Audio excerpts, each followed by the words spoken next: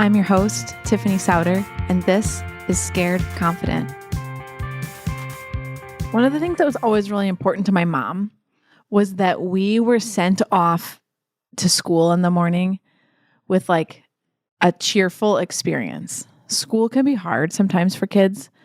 And so our mornings were always not peace. Like I'm going to say the word peaceful. Our mornings were always peaceful, not like slow, but they were peaceful. They were like a low conflict experience.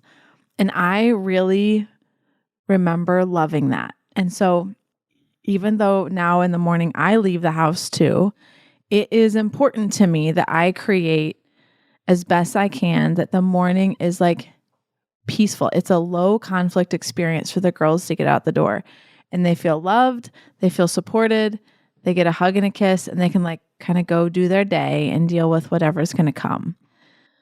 So a few things that I have put in place, I've got a couple in middle school, one in elementary school, that have helped that morning be more smooth. One is, you guys know I'm really big on the night before, making sure everybody knows the plan for the next morning. If I'm leaving the house early, they need to know that. If Jara's going to be traveling, they want to know that.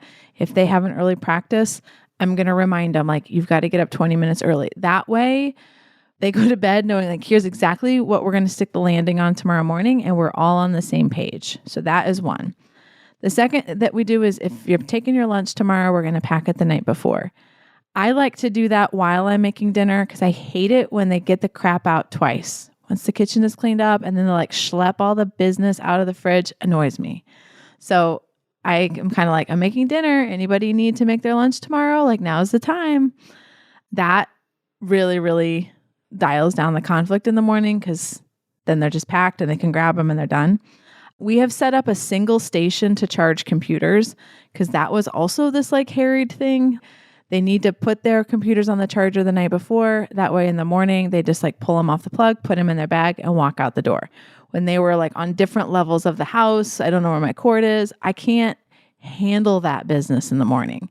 So we have a single outlet that has their computer chargers, and that is where they always charge them. And that has really helped streamline that.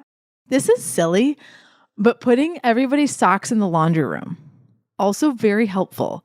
Because they would get dressed upstairs and then come down to put their shoes on because we keep them like in the back laundry room. And bringing the socks down totally remove friction. It's weird. Maybe everybody's always done that, but that was a really helpful system change for us.